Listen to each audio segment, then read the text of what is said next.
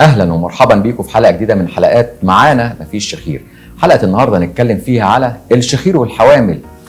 فتره الحمل الحقيقه من الفترات اللي جسم السيده بيمتلئ طبعا بالميه في كل حته في جسمها، حتى طبعا منطقه الحلق ومنطقه الانف ومنطقه الحنجره. المنطقه دي كلها طبعا بتتضخم الى حد ما بعض المليمترات، وده الحقيقه بيسبب للحوامل وخاصه في الثلاث او 4 اشهر الاخيره بيسبب لهم طبعا الى حد ما ضيق في التنفس، الى حد ما بيسبب لهم وجود صوت الشخير وهم نايمين. لكن هو السؤال، هل هذا الصوت الشخير للحوامل بنعتبره فعلا من الشخير المرضي اللي هو بيبقى محتاج يتعالج او محتاج له عمليه؟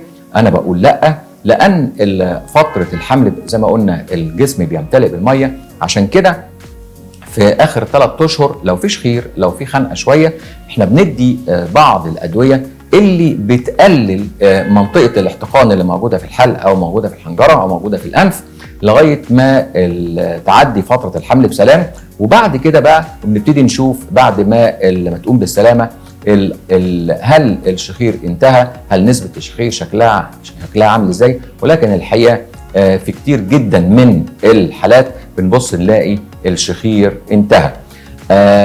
مع تمنياتي بدوام الصحه والعافيه، دكتور هشام ابراهيم.